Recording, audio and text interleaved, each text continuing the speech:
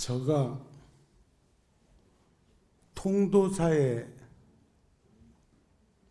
68년도에 출가를 했으니까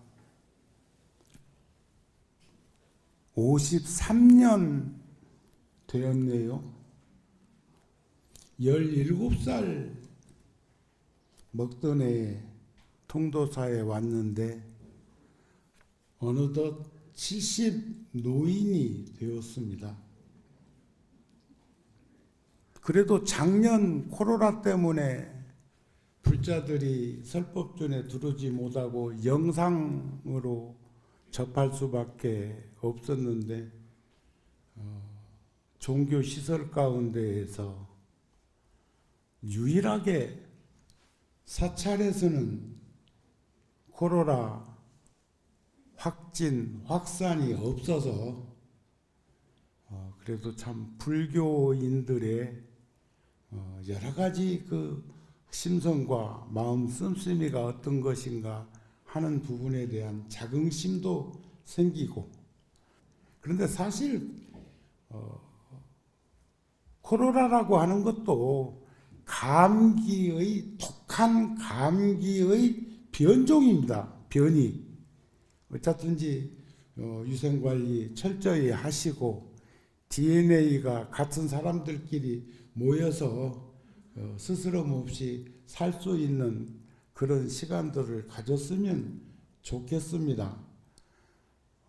저에게 주어진 품은 강명각품과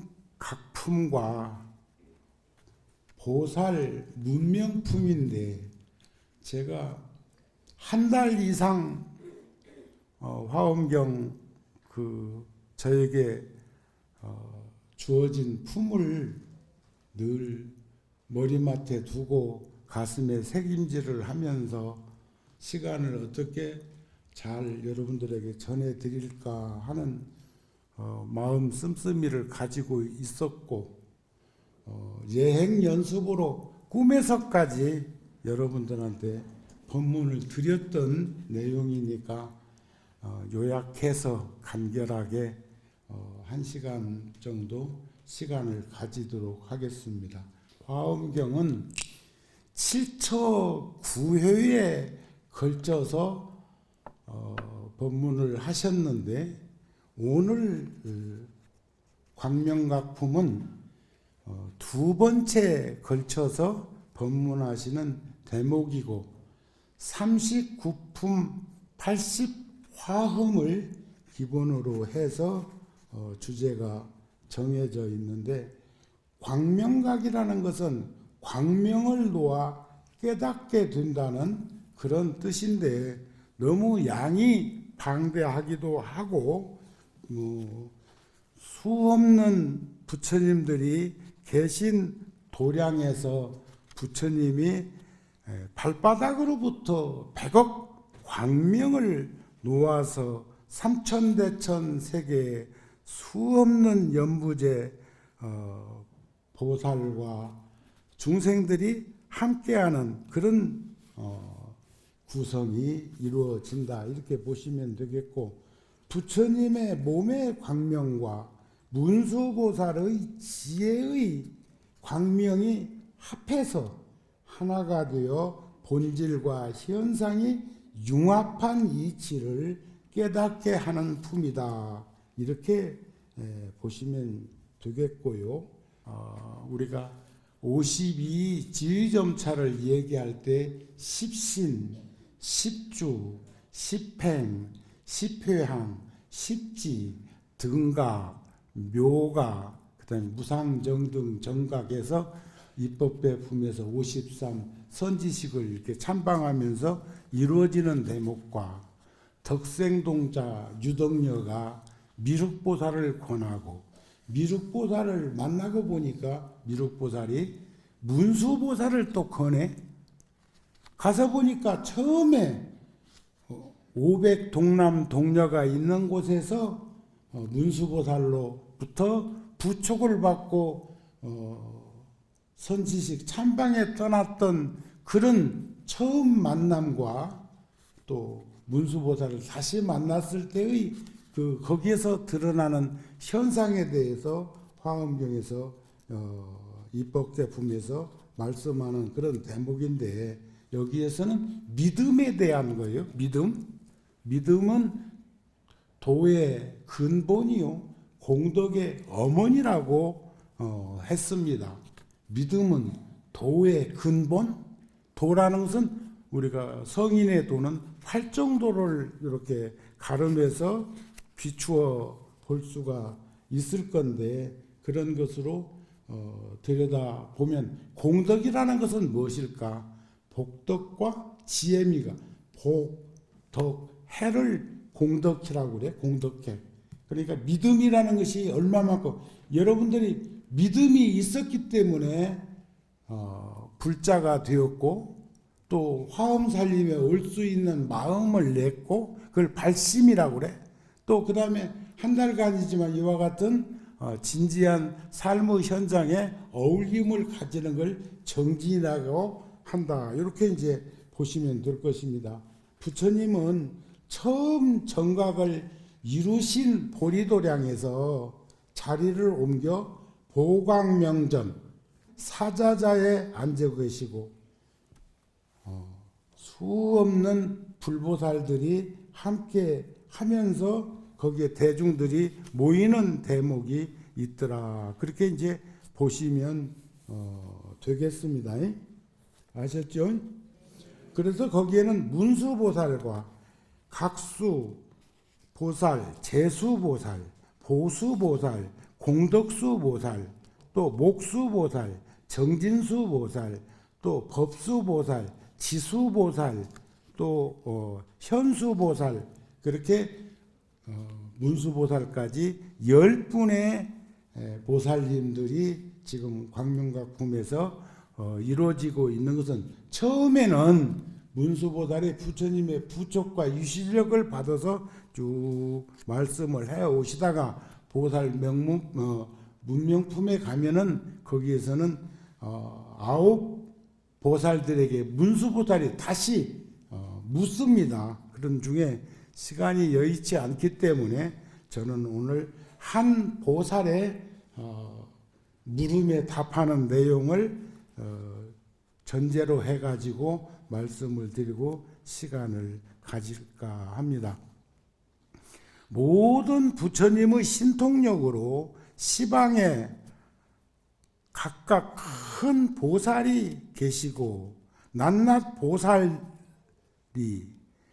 십불찰 미진수의 보살들과 함께 문수보살과 각수보살로부터 시작한 9 보살들이 함께 했다. 그런 말씀. 불법을 수행하고 깨달음을 이루어 중생을 교화하는 데는 가장 중요한 것이 믿음입니다. 믿음은 도의 근본, 공덕의 어머니, 이렇게 말씀하시는 대목을 볼 수 있었으면 좋겠습니다. 그러면 부처님은 누구냐? 그냥 쉽게 얘기하면 깨달은 분인데 부처님은 누구냐? 이 마음이 맑고 깨끗함이 부처님이요, 이 마음이 지혜로운 것이 법이며, 그 어디에도 걸림이 없는 깨끗한 공동체가 승가다. 이렇게 보실 수 있었으면 좋겠다 하는 말씀입니다.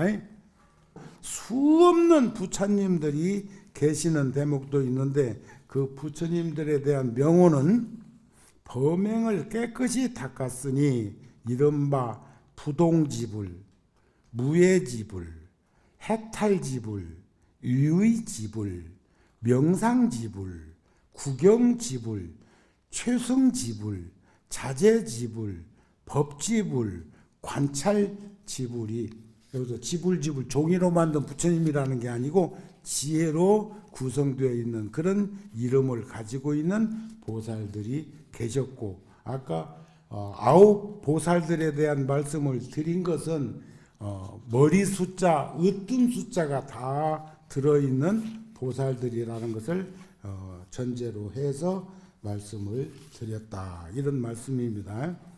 부처님은 불법은 그 아름다움이 회양에 있습니다. 중생계에서 소유한 자는 내 거라고는 그 물건을 쥐고 있는 사람은 되돌려줄 수 없다. 나눌 수 없다. 회양할 수 없다. 그런 말씀을 했어요. 성취한 사람은 회양을 하는데, 그러니까 부처님은 불법을 여러분들과 함께 나눔을 가질 수 있는 그 아름다운 모습이 바로 회양이라는 것이다. 회양하는 마음은 위대한 지혜에서 나온다. 우리가 이먹고 하는 선방에 화두를 든다는 것도 의문이요. 의심이라고 하면 안 돼. 의문은 지혜로운 자가 의문을 가졌을 때 그것을 풀어가는 해결점이 있고, 어리석은 사람은 의심을 해. 열반경에도 보면 부처님이 우리를 왜 이렇게 구속하고 얽매이고 속박하는 세상에 우리가 노출되어 있습니까? 하니까 끝에 가가지고는 의심으로부터 우리가 구속되고 속박된다는 말씀을 해. 그러니까 부처님께 여쭤봐. 부처님, 그러면 의심이라는 것은 무엇입니까? 의심이라고 하는 것? 그러니까 부처님이 대개는 의심하지 않는 걸 의심이라고 한다. 우리 살다 보면 그러잖아요. 뭔 의심할 일이 생겼을 적에 서로가 분위기가 이상해지는데, 나 너 의심 안 해 하면 의심하는 것일까? 않는 것일까? 내가 너 의심 않는다니까 의심하고 있다 소리요. 아셨습니까? 의심이라는 건 그런 것인 줄을 알아야 돼. 그 기실론에도 보면 원효 스님이 기실론 소를 써놨는데 그런 말씀이 있어. 있다고 할까? 아니, 한결같은 목숨이 텅 비어 있고, 없다고 할까? 아니, 만물이 다 거기로부터 나오네. 그것은 광활한 것이다. 대호응과 같이 사가 없는 것이다. 그것은 평등한 것이다. 큰 바다와 같이 공평한 것이다. 그것을 일컬러 돌이 아닌 지극한 돌이라 하며, 그것을 일컬러 긍정 아닌 대긍정이라 하는 것이다. 대승, 그것을 목격한 대장부가 아니고서야 누가 언서를 넘어선 대승을 논하고 사려가 끊긴 대승의 깊은 믿음을 일으키게 할 수 있으랴. 좋으시죠? 뭔지는 모르겠는데 좋아. 아주 편안해. 있다고 할까? 없다고 할까? 아니, 한결같은 목숨이 텅 비어있고 그곳으로부터 모든 것들은 이루어진다고 하는 성문소승이나 연각중승이나 보살 대승을 논하는데도 이렇게 광대 무변한 원룡무예가 이루어지는데, 하물며 화엄 세계에서 말하고자 하는 것은 어떤 것일까 하는 부분들에 대해서 충분히 인식할 수 있었으면 좋겠다, 이런 말씀입니다. 그런데 강명각품에서는 우리들을 힘들고 어렵게 하고 있는 부분에 대해서 이렇게 중생은 우리들이잖아요. 중생들이 축원할 때도 축원할 때 스님들이 사백사병 영이 소멸지대 원하는 건 지수화풍 4대에 101가지씩의 병원체가 있대요. 그래서 404병이요. 404병이 덜 소멸되기를 바래. 여기에서는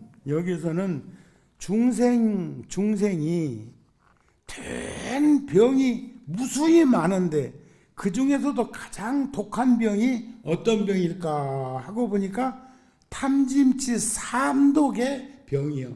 탐욕과 썩냄과 어리석 탐욕이라는 건 뭐예요? 욕심이죠. 진심이라는 건 뭐예요? 분노심이에요. 분노. 오욕에 집착한 중생들을 제도하는 가르침이 지금 강윤각품에 나오는데, 사람이 방이란 것은 오욕에 집착한 인연이라 그랬어. 우리가 게을러 빠진 거, 방일하지 말라, 방종하지 말라, 방심하지 말라, 이렇게 얘기를 하는데, 그 중에서도 게을러 빠진 것, 이걸 방일이라고 그래. 방일. 사람이 방이란 것은 재색식명수, 용락에 빠져서 감염된 거예요. 아셨습니까? 제가 불교에서 오욕이란 어디로부터 생기느냐? 안, 이, 비, 설, 신, 오그로부터 제일 큰데, 탐진치 삼독을 일으키는 것은 의근이고, 살생, 투도, 사음, 망어, 기어, 양설, 악구 하는 것은 몸으로 진행되는 그런 것들이, 출발점은 방일에서 게을러가지고 거기서부터 생긴다는 것을 한번 의미 있게 들여봤으면 좋겠다. 새 속에서는 재물과 이성과 음식과 명예와 수명을 목말라 하고 있고, 그것이 영원한 것인 줄을 생각하는데, 불교 공부는 우리가 왜 해? 탐진치 삼독과 게을러 빠진 용락에 마음이 흘러가지 않도록 다독거리기 위해서 합니다. 원효 스님 아까 기실론소에 말씀드린 것처럼 막지 않는 처천당에 사람들이 적게, 무방천당에 적게 가는 이유는 삼독번뇌로 위자가제, 나의 그 가계를 삼았기 때문이요.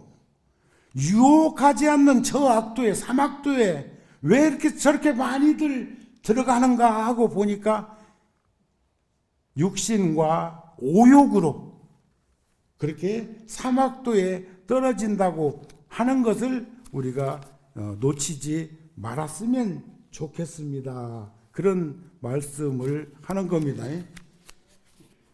보살 문명풍에 가가지고 9보살에게 문수보살이 묻고 답하는 그런 내용들도 굉장히 너무 광대하기 때문에 한 보살님과 문수보살의 그 나눔 속에서 답하는 내용으로 가름을 할 수밖에 없겠다, 이런 말씀이 되겠습니다. 그러나 화엄경은 신의 행증이라고 하는 것이 매우 중요. 우리가 근본 불교나 원시 불교에서는 신지행득이라고 그래. 신지행득. 서양 사람들 문자로 믿어라, 알아라, 행하라, 얻으리라. 신지행득. 그런데 화엄경에서는 신의 행증이요. 신의 행증.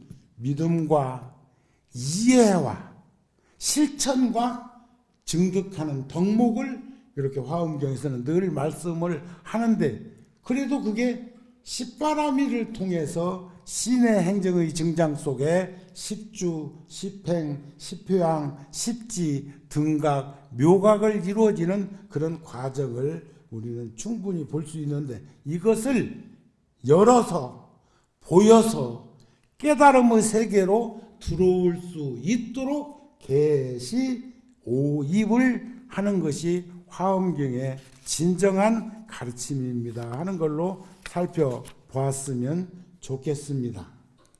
끝으로 보살 문명품은 문수보살이 9명의 보살들에게 질문하면서 각수보살 등 그 보살들이 답을 하고, 이러한 보살들의 질문을 하게 되면 끝에 가서 문수보살이 답을 하는 형식으로 구성되어 있는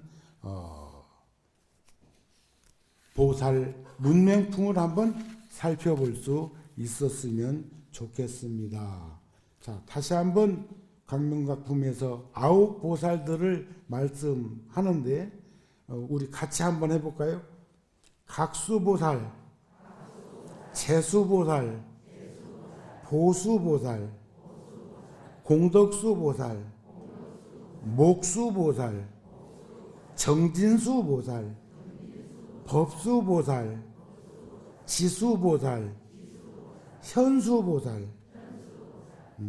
이 9보살님들에게 문수보살이 이제 묻는 대목이 보살 문명품인데, 또 9보살이 끝에 가가지고는 다시 또 미진한 것을 문수보살에게 묻는 걸로 이렇게 구성을 합니다만, 불법을 수행하고 깨달음을 이루어서 중생을 교화하는 데는 가장 중요한 것이 믿음이라는 것을 전제로 해서 그 믿음의 중요성을 설법하는 뜻에서 법규 청법 대중들이 상수보살들을 상징해서 나타나는 것이 바로 보살 문명품인데, 첫 번째 각수보살한테 문수보살이 묻는 대목이 뭐냐면, 불자여 심성은 하나인데 어찌해서 각가지 차별이 있음을 보게 됩니까?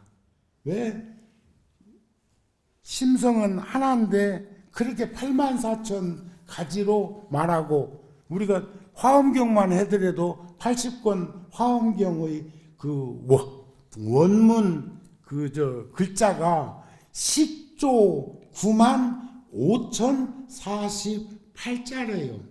요즘은 기계로 이렇게 하면은 글자 숫자가 나올 건데, 이게 벌써 1000년, 2000년 전에 화엄경 글자 수를 대간절 몇 년 걸쳐서 헤아려 봤을까? 10조 95,048자래요. 개송이 사구개가 10만 개송이요. 금강경에 보면은 야기석견나 이음성구와 시인행사도 불능견열에 하는 그 사구개가 화엄경 80권에는 10만 개송. 지금 여기서도 결국은 문수보살이 이렇게 물으면 다른 보살님들이 사구개로 답을 하는 거예요. 사구개로. 그런데 그 사구개라는 게 여기서 하나 여러분들한테 전해드린다면, 불교를 공부하는 사람이라면 보통은 충분히 의심할 만한 의문점을 가지고 있는 것은 당연한 거예요. 왜 심성은 하나인데 어찌해서 천차만별의 생각을 일으키면서 행동하면서 살을까? 그런 거예요. 그때 각수보살은 이런 말씀을 한, 모든 법은 작용이 없으며 또한 체성도 없어. 그러므로 저 모든 것은 각자 서로 알지 못한다. 예를 들어서 표현을 합니다. 비유컨대 강 가운데 흐르는 물은 빠르게 다투어서 흘러가지만 그 물은 서로 알지 못해. 저기 그 중국에 가니까 그 낙산 대불 모셔져 있는 그 앞에 큰 강이 흐르는데, 그게 이제 나중에 가갖고는 항아하고도 합해지겠지만, 거기 가서 내가 목격한 건 새 강에서 흐르는 물 색깔이 달라. 한 강에서 흘러온 것은 맑은 물색, 한 강줄기에서 흘러온 것은 황토물색, 또 한 강에서 흘러오는 물은 토사가 많이 나왔는지 연탄 공장이 많이 있는지 시커먼 물이 흘러가는데, 그 물이 융합되지 못하고 각자 나름대로 흘러가는데 결국은 거기서 느끼는 것은 모든 법도 그러한 것인 줄을 알라고 하는 말씀을 느끼게 하더라. 예를 들어서 큰 불무더기에서 맹렬한 불길이 함께 일어나지만 그 불은 서로 알지 못하듯이 모든 팔만장교 법도 또한 이와 같은 이치로 살펴볼 수 있겠더라. 바람이 길게 불어올 때 물건에 닿으면 함께 흔들리지만 그 바람은 서로가 알지 못하듯이 모든 법도 또한 그러하다. 그래서 그 보살, 문수보살이 근수보살에게 여쭤보는 대목이 나와, 근수보살에게 여쭤보는 대목이 나오는데 어떤 걸 여쭤보느냐. 불자여, 부처님의 가르침이 하나이건을, 부처님의 가르침은 하나입니다. 하나이건을 중생들이 보고 어찌해서 즉시에 일체 모든 번뇌의 속박을 끊고 벗어나지 못합니까? 부처님 법은 하나인데 어쩌다 중생들이 벗어나는 이도 있고 벗어나지 못하는 이도 있고 천차만별로 그렇게 번뇌로부터 부자유스러운 삶을 살게 됩니까? 그렇게 이제 여쭤봅니다. 그때 말씀하시는 그 대목이 참 여러분들이 일상적인 생활 속에서 2600년 전에 2000년 전에도 이런 가르침을 부처님이 쉽게 말씀을 하시는 그런 대목들이 너무 가슴에 와서 닿았어요. 예를 든다면 그 전에 화엄살림 법회에 와갖고도 그런 말씀을 드린 적이 있었는데, 중생이, 우리들이 욕심 버리기는 집에서 키우던 강아지 버리기보다 어렵고, 이해가 됩니까? 사랑하는 마음을 한결같이 지니고 살기는 놀란 들사슴 붙들고 있기보다 어렵다. 그거 아무 얘기도 아무 내용도 없는 것 같은데 얼마나 가슴에 와서 내가 절절히 책임질이 되었으면은 또 한 번 얘기를 하겠냔 말이에요.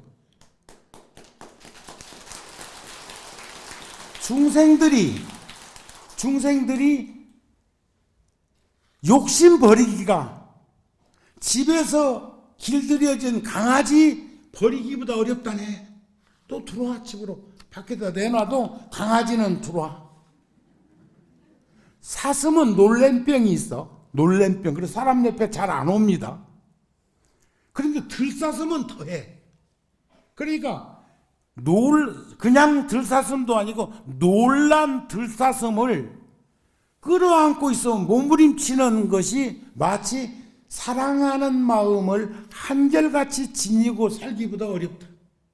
옹색한 인색한 중생들의 선의 심소, 악의 심소하는 그 마음은 어떤 거냐? 마른 완두콩 송곳으로 찌르기보다 어렵다. 여러분들 문 닫아 놓으면 여러분들 마음속에 문을 닫아 놓으면 송곳으로 찔러도 안 들어가. 완두콩도 마르면 송곳이 안 들어간다는데. 그런데 그런 말씀을 부처님이 다 하셨어. 그런데 여기서도 내가 그 9보살들한테 문수보살이 질문한 것 중에서 가장 그 내용을 쭉 검토해 보니까 짧은 시간에 드릴 수 있는 말씀은 이 근수보살에게 하신 말씀을 전해드리는 것이 여러분들이 살아가는 현장에서 도움이 되겠다 싶어서 이제 단을 근수보살로 잡은 거예요. 만약 한량이 없는 모든 허물을 소멸하고자 하거든. 우리가 천수경에서도 죄무자성 종심기 심양멸시 죄욕망 죄망신불 신멸양구공 시증명이 진참에 말은 잘이요. 그런데 자성이 없기 때문에 그걸 소멸하면 다 거기에 깃들 자리가 없는 것인 줄을 아는데 우리는 늘 일상적인, 그래서 아까 탐심치 삼독이라는 그 삼독심도 보면은 분노 조절이 잘 안 되는 이는 사과도 잘한다네. 사과도. 그런데 그 허물을 진심으로 진심으로 자회하지 않고 미꾸라지라는 놈 빠져나가고 그 물에 바람이 빠져나가는 것처럼 한다는 거예요. 여러분들, 우리는 그렇게 살지 맙시다. 에? 그러니까 만약 한량이 없는 모든 허물을 소멸하고자 하거든 마땅히 부처님 법 가운데에서 항상 용맹정진하라. 여러분들이 지금 이렇게 오시는 것도 용맹정진하는 용맹력이 없으면 못 오는겨. 비유하건대 조그마한 불에 땔감이 젖어 있으면 빨리 그 불이 꺼져버리듯 부처님의 가르침 가운데서도 게으른 이는 또한 그러해. 게을른 것도 그냥 게을른 것이 아니라 게을러 빠진 이는, 그걸 방일이라고 그래.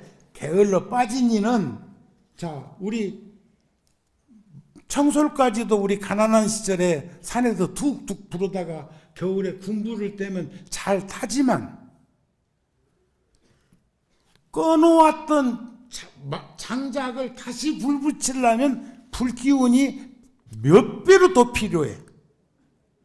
조그마한 불에 젖은 땔감이 있으면 불이 빨리 꺼져. 부처님의 가르침 가운데에서도 게으른 이는 또 그렇단 말이에요. 근데 여기까지도 그냥 잘 모를 수가 있어. 나무를 비벼서 불을 구할 때, 그 옛날에는 지금 성냥이나 나이타나 뭐 이렇게 하면은 불이 붙지만, 옛날에는 나무를 비벼서 불을 구할 때, 부처님 당시에도 그렇게 해가지고 불을 구한 것이 기록으로 이렇게 나오는 거예요. 불이 나기도 전에 자주 쉬면 나무에다 비벼가지고 이렇게 그 불씨가 나와야 되는데, 쉬었다가 또 했다가 열이 날만 하면 쉬고 하면 천년을 비벼도 불 못 지핀다. 불기운에 따라서 소멸하듯이 자주 쉬면 그 불기운이 소멸되듯이 게으른 사람도 또한 그러하다. 근수보살이 하시는 말씀입니다. 마치 어떤 사람이 화경, 요즘 말하면 우리 어렸을 적에 보면 볼록렌즈 같은 거에다가 태양에다 쬐고 쫙 비치면 그 빛이 투영돼 가지고 불이 나는 것처럼 솜털로 햇빛을 받지 아니하면 그걸 비춰더라도 흙에다가 붙이고 돌에다 붙여갖고야 거기서 불 안 붙잖아요. 마침내 불을 얻을 수 없듯이 게으른 사람도 또한 그러하다 이게. 비유컨대 밝은 햇빛 아래서 어린아이가 그 눈을 가리고서 왜 해가 보이지 않지? 왜 해가 보이지 않지? 말하는 것처럼 게으른 사람도 또한 그러하다 이게. 거파가 일어날 때 적은 물로 그 큰 불을 끄고자 하는 것처럼 부처님의 가르침 가운데에서도 게으른 사람들이 하는 몸짓이 그렇더라. 게을르면 안 되는 거예요.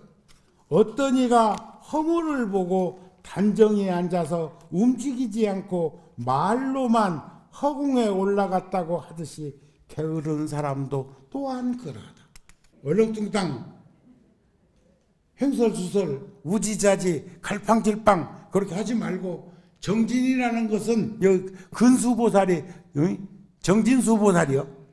정진이라고 하는 것은 진지한 모습이 부지런한 모습인 것을 볼 수 있었으면 좋겠습니다 하는 그런 말씀입니다. 그래서 우리는 게으르지 맙시다. 보살들이 문답을 주고받으면서 부처님의 경계가 깊고 깊음을 드러내서 밝히는 내용들이 총결된 것이 보살 문명품인데, 먼저 사바세계 중생들의 온갖 차별이 부처님의 유실력으로 환하게 다 나타났음을 표현한 것이다. 먼저 중생의 법이란 중생의 수행하는 법이다. 수행이라고 하는 것은 진지한 삶의 현장의 또 다른 이름이다. 이렇게 보시면 됩니다. 아셨습니까? 내일 지안 스님이 오시던데 정형품에서는 바른 행을 보이기 위해서 일상생활을 보고 듣는 대로 서원을 세우는 가르침이고, 현수품은 행을 닦는 데는 행을 닦는 데는 반드시 덕이 나타난, 우리가 복은 지어야 돼. 복은 지어야 됩니다. 빌어서 생기는 게 아니요. 덕은 나눠야 생겨. 나눠야.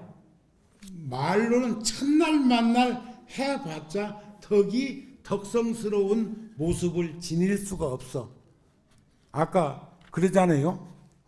언행일치가 돼야 된다는 그런 말씀을 하는 것처럼 지혜와 수행이 원만해서 보현의 수승한 행원을 공덕으로 드러내는 그런 가르침들을 살펴서 우리가 잘 나아갈 수 있었으면 좋겠습니다. 이런 말씀이에요. 그래서 아까 아홉 보살이 있는데 덕수 보살을 공덕수 보살이라고도 하고, 정진수 보살을 부지런할 근자를 써서 근수 보살이라고도 하더라. 이런 말씀이 아닐까 싶습니다. 알으셨죠?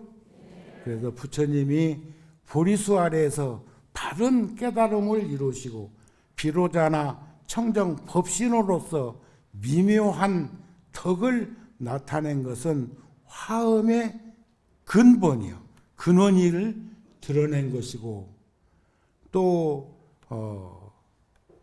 칠처 고의 설법 중에 이해 육품, 어제 법문과 오늘 법문과 내일 법문으로 이어지는 그 품은 믿는 행을 보아야 한다고 하는 것이죠.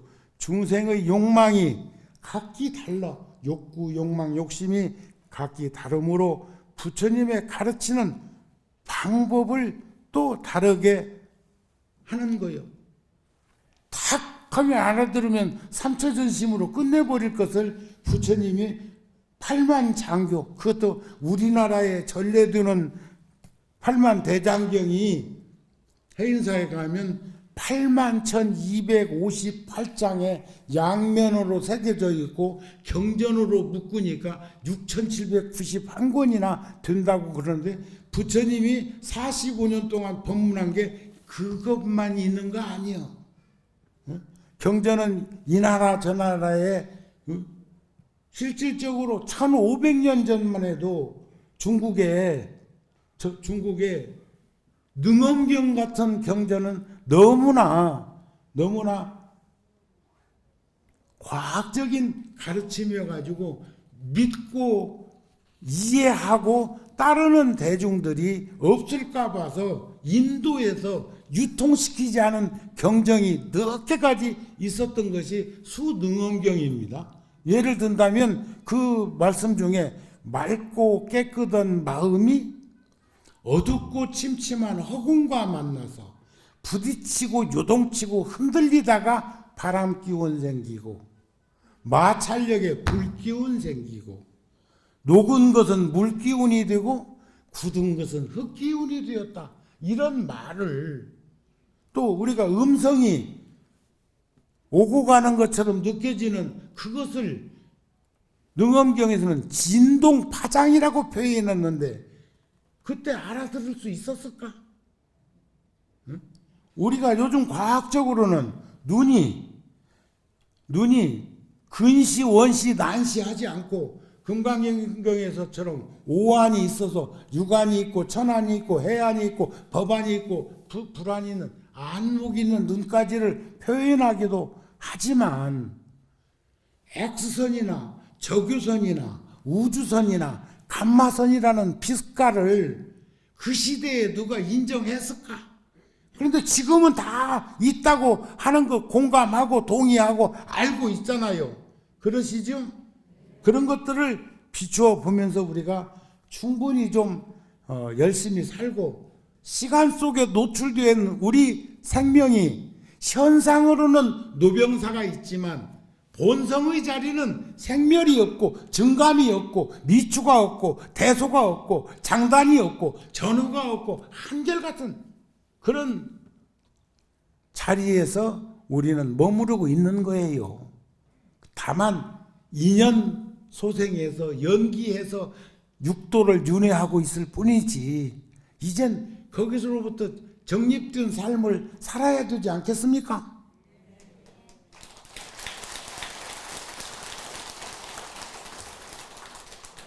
그러면 우리는 어떤 삶을 살아야 할 것인가를 여러분들한테 여쭤보고 싶은 거예요. 재료는 치수화풍 4대로 이루어져 있는데 그 4대를 가지고 있는 그 몸뚱아리를 가지고도 우리가 어떤 빈부귀천에 누구는 그렇습니다. 비천한 집안에 태어나 가지고 이렇게 자학하고 있는 이가 있던데 아니요. 부처님 말씀에 빈부귀천은 출신 성분에 있는 것이 아니다. 빈부귀천은 내가 하고 있는 행위에 행동에 달려 있는 것이다 하는 말씀 잊어버리지 말고 우리는 귀한 존귀한 삶을 살 수 있도록 내가 나를 단속 잘 하면서 살아가기를 바랍니다. 오늘 법문 마칩니다. 나무 영선